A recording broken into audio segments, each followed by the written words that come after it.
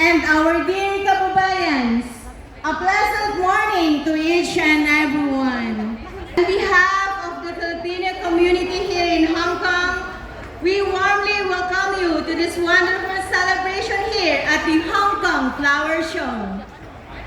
Today, we are proud to present the beauty of Philippine culture through traditional dances, showcasing our history, our values, and the colorful heritage of our islands. Just like flowers that bloom in different colors, and forms, the Philippines is also rich in diverse traditions, rhythms, and stories. So sit back, relax, and enjoy as our talented Filipino performers bring you a vibrant cultural journey through dance. Our first performer is Ang Bayan Ko, an interpretative dance performing the history of the Philippines, the Battle of Dr. Jose Rizal, the making of the Philippine flag. The making of the Philippine flag, three ladies named Marcela Marino de Agoncillo depicts as the mother of the Philippine flag, with the assistance of Lorenza Andy Delfina Herbosa de Natividad, which is the daughter of Marcela. They were requested by the General Emilio Aguinaldo to sue the main banner of the new flag. KKK, Philippine Revolution against Spanish rule. Sa kagalang-galangan katipunan ng bayan, it symbolizes independence, sacrifice, and the union of Filipino provinces. Let's welcome our first performer from Tinigliam Group of Migrants. Let's give them a round of applause.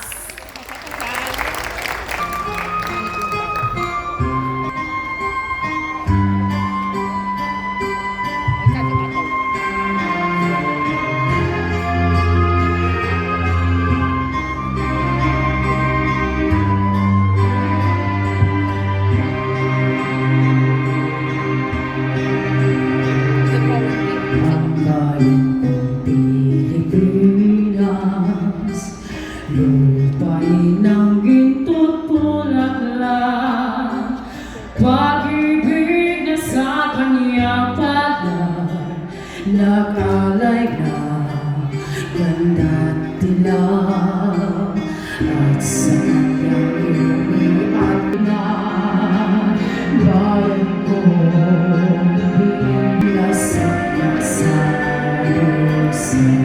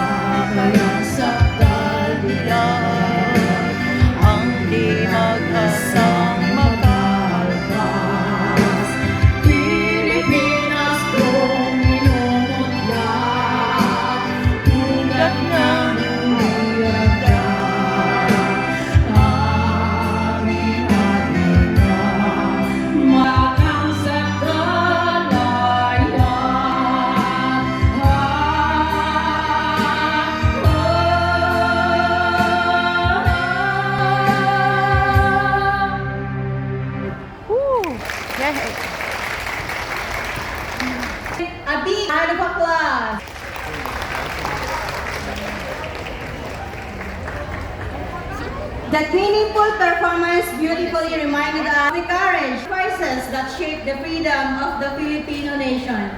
Thank you to the Tiniting group of migrants for that wonderful presentation. Our next performer is Palarong Pambansa.